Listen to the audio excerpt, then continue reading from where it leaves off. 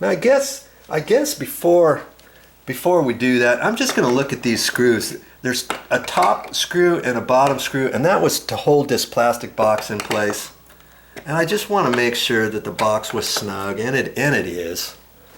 Okay, sometimes those loosen up, and incidentally, sometimes those even snap off. There's little plastic goodies that suck in. Look, watch my video on how to install a cut-in outlet, and you'll see how it all works, you know. But if one of those tabs ever breaks off, I've had these boxes loosen up before, and I'm like, what's the deal? And the tab on the back side broke off or something. You can pull that out and then screw another tab on there by buying it from another cut-in box. You don't necessarily have to take the whole cut-in box out. Okay, and so now we're going to go ahead and put this on, and I've got this all situated, so I'm just gonna, I can just hold both of those up in there, and I'm gonna push on there and hold that, and I'm gonna tighten this up. Okay, I'm gonna make it snug at first before I really crank on it. Make sure that it feels tight. I've got those in on the side, they're not pulling out. And then now I'm gonna hold on to this and just give it one good oomph. You know, I turn it about a 1/16, and I can hold it however, like that. And I can see that's all fine. Now I'm going to push that, I'm going to line it up like that and push it directly back into the box and see if it's going to line up. And it does. And it's the same way as I had it before. Simple Simon. Okay. Now I get my sharp little screwdriver. If you've got one that doesn't have a nice tip on there, you might be hard pressed. I mean, we're talking, this slot is not very deep, and what they should do is make a slot instead of a slotted screwdriver like that, a Phillips head. That's my recommendation, Mr. Intermatic, for you guys to make your product a little bit easier, is because when you're putting these in plastic boxes for the first time, it's a pain. You have to hold your mouth just right for it not to slip off of here or not to start messing up your threads, you know.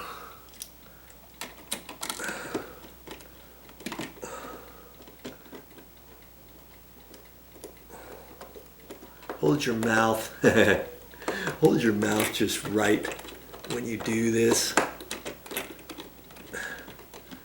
Okay, get it on there nice.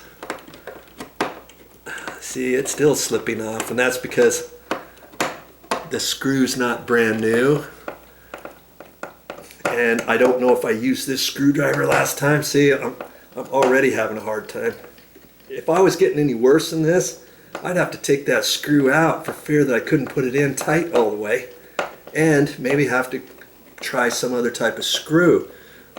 But you don't want a screw head that's very thick, because I don't want this edge to stick out any further than it does.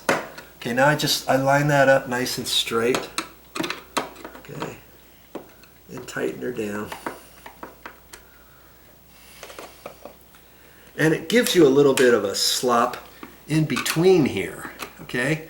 So if you look at that, if your box is not perfectly square or vertical, okay, plumb, and if you see that it's slightly crooked, you can adjust this a little bit. And even if you adjust this a little bit, and let's say it still looks crooked, you could undo these screws here for the cut-in box and actually move the entire cut-in box if you have a little bit of play. If you don't, and you think I need to fix this, you could trim off a little bit of the sheetrock with a sheetrock saw, you know, a sharp one.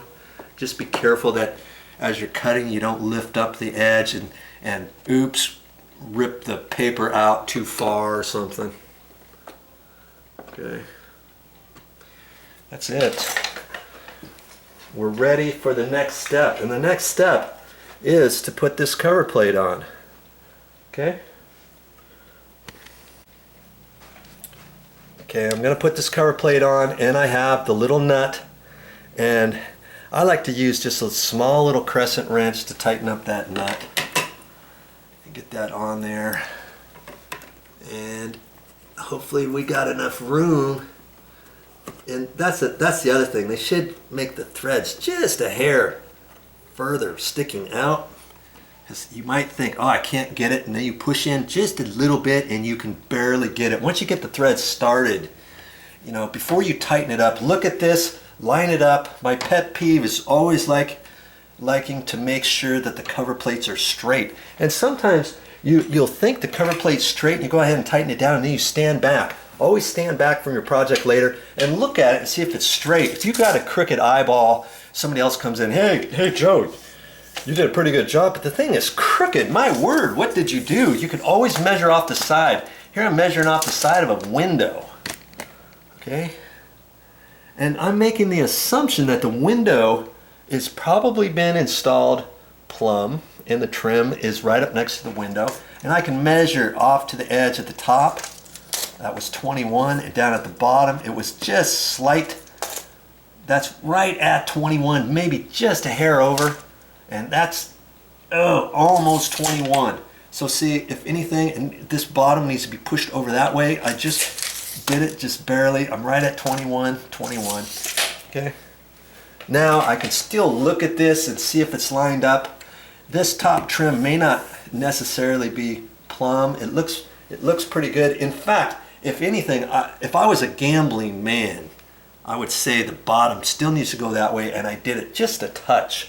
Okay, now I can get my grubby fingers off the wall, put that on there, and get this lined up and tighten this down.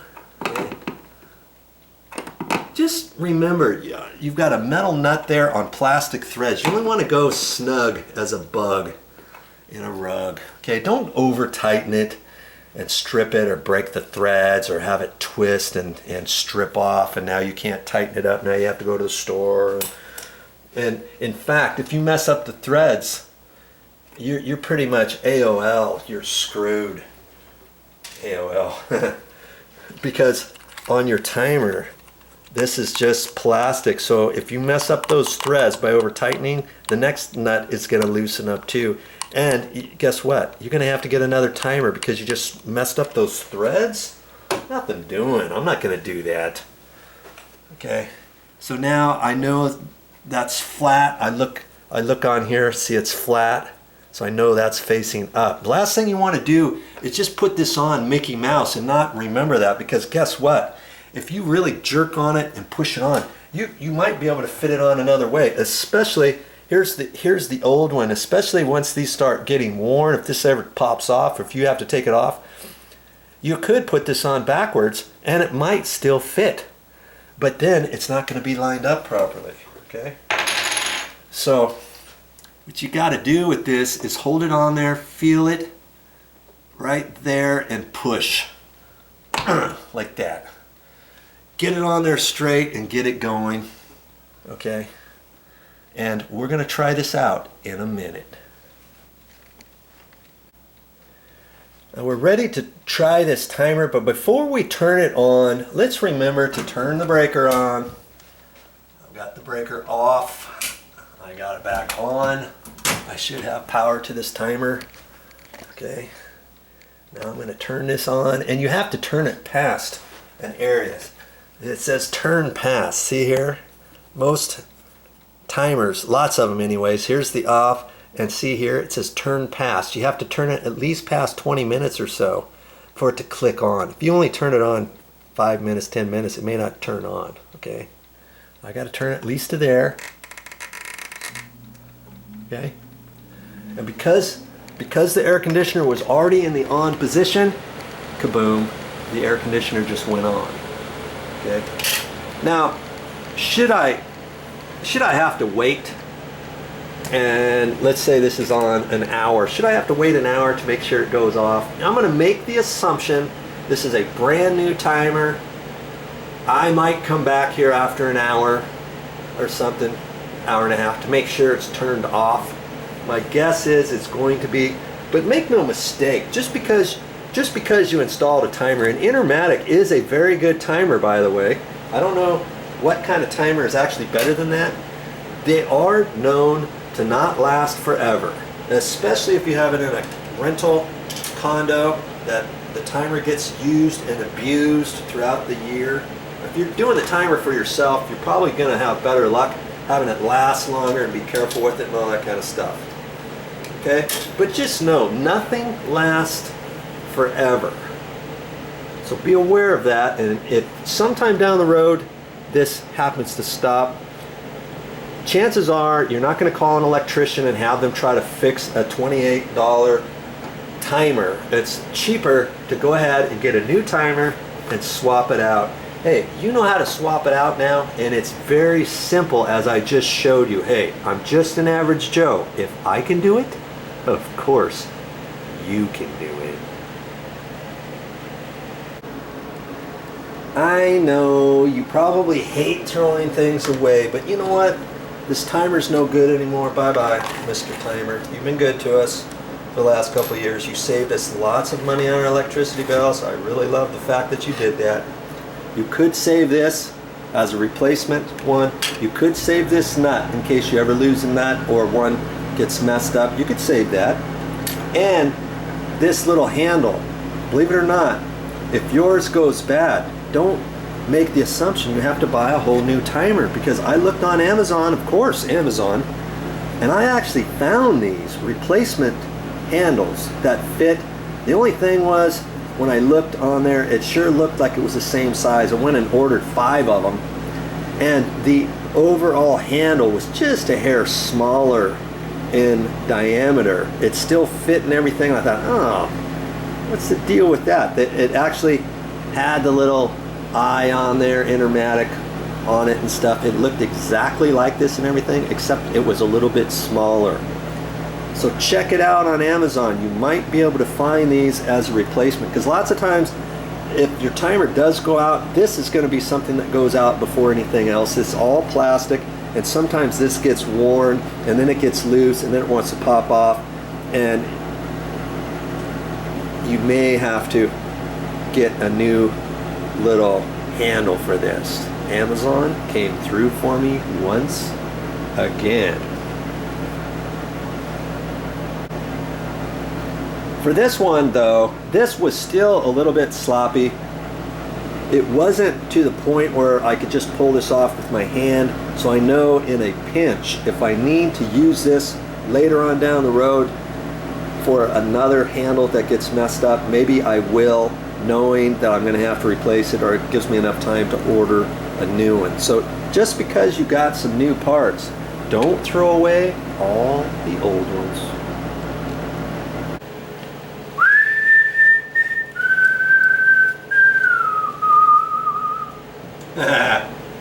Well, that's it for this time.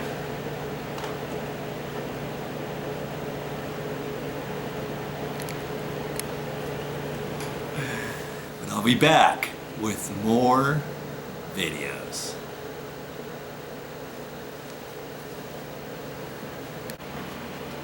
Hey, what am I going to talk about next time? What's my next video going to be about? I have no idea. That's why you'll just have to keep watching.